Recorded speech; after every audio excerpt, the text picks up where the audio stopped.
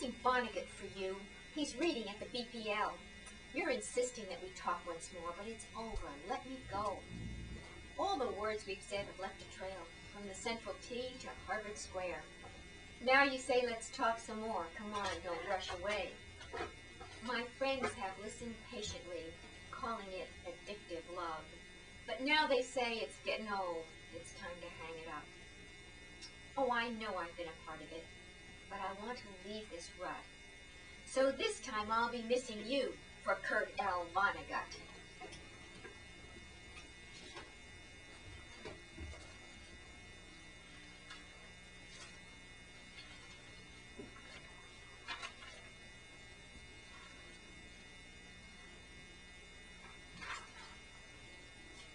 His wife, with apologies to R.D. Laing.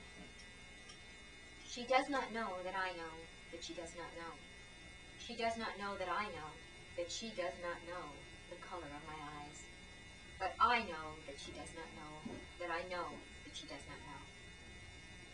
She has his house. She has his babies. She has his name.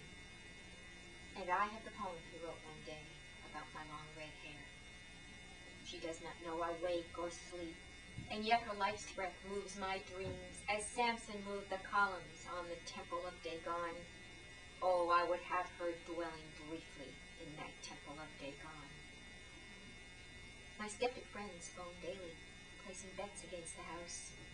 Valium does little now, but litter night with scraps of sleep. My bathroom scale dips low. But her trembling world, she does not know, is held by pillars pulled by me.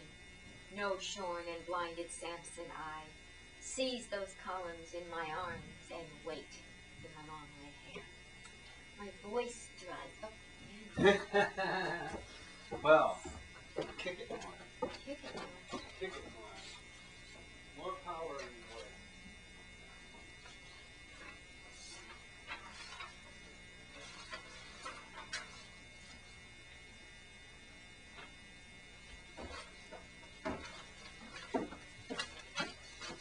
Oh, thanks.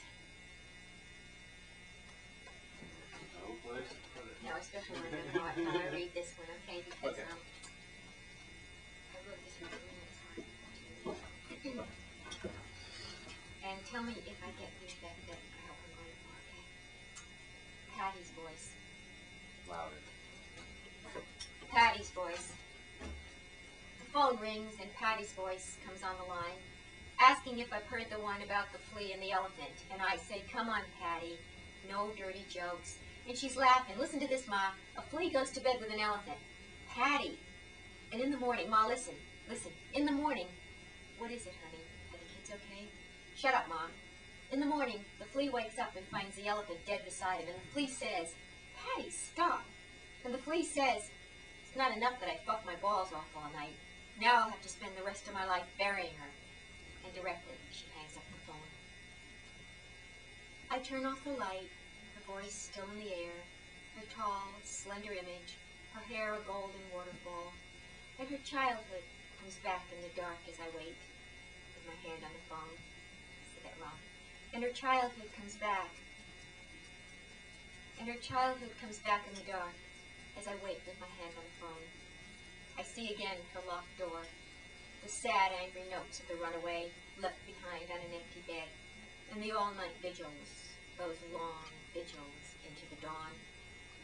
And when the phone rings again, I pick it up and say, I am here. And after a moment, Patty's voice. I need you, Ma, she says. Yeah, that was a good one. Is it a regular thing? Yes. Okay. Yes, if you start it out loud and then drop off like that, it's good. Okay? If you'd given it all in the same voice, it would have been just the... Right, in the style will call me sort of loud and brazen. Yeah. Down to the end when it calms up. Yeah. Yeah. Night shift out of Quincy Adams' ambulance. He wasn't handsome or young like he used to be, and I could tell it made him angry, the way he cleared the Southeast Expressway of its 5 p.m. commuter cars. I watched him toss his head in laughter and jam on the siren switch. Whoop, whoop, whoop.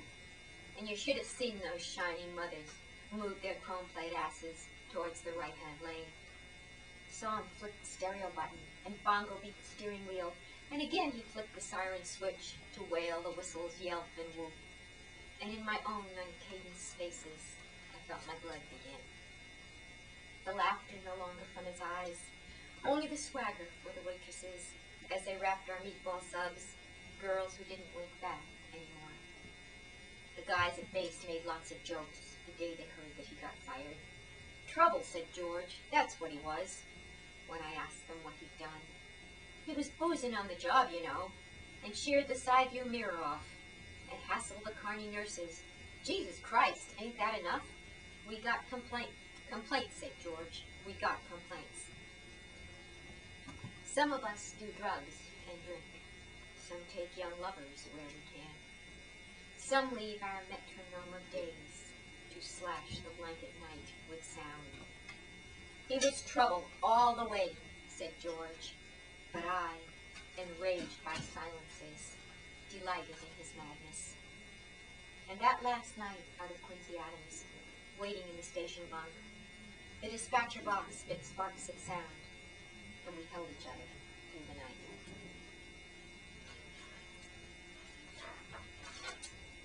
Okay, then I should do a funny one. Funny one, I did the one. Okay, so I don't know if I should do this one, but You're about 20 minutes now. Actually, probably about 18. Oh, okay. All right. Now, do you think I should do this one? I don't know if I should. Okay, literary conversations. We wake up in each other's arms. Good morning, love, you say.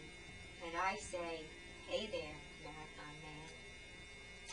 And you say, Hemingway said a good takes 4 hours. And I say, did Hem use the F word? Didn't think they used that word back then. And you said it was very late in his life. Then I stretch, sink back in luxury. Oh, sure, there are women who have men with yachts, or condos where the trade winds blow, or those who want to share a roach, or wonder how the Celtics did. But my man wakes me up at dawn for literary conversations. What do you think? That's a good one. Do you like it? Yeah, I like that one. And is it clear? And clear and Is it? good delivery too. Okay. Yes. It's not stupid. No, it has its own charm, I suspect, as you'd say. All right, so then I can go. All right, that's good. That's a good switch to go yes. from the heavy one to. What was that after Patty's voice? Was it? No, that was after the, I forget what the name of it was. Oh, the Night Shift Out of Quincy Night Adams. Shift Out of Quincy So that's a Adams, good yeah. order. Phantom Love for Paul. Phantom Love for Paul. You carried me beyond the music, where you lit the candle by the bed, where the slow dance of shadows began to shift upon the wall. It is a place in which the fire swayed, always in the same dance, where the dark paled in the journeying flame, and our dim shapes fanned against the wall. And stillness surged along the night, a slow wave rising, towards the place that you loved more than song, the magic heart of silence. And always the wandering flame, trembling towards a steadier light, reaching for secret corners, burning off the night. Those nights that were soft and the snows came, the spring rains, the winds of autumn moaning light, the winds of autumn moaning low. And where you knelt to give the kiss, that light was safe as a touch would glow. It was a light you could turn back in, a light that finally softened the edges of your leaving. Now this distance is a phantom flame, and shortens as the candle did, the distance between dark and light. There is no aching absence here, no phantom pain of the lost limb insisting, I am here, I am here. For what I learned of time and distance is what I knew of the reaching flame that turned the darkness into light, that it silenced like this phantom love and circles as it frees. And I think you will come back, for the silence where you left me is more beautiful than music, you once said in candlelight.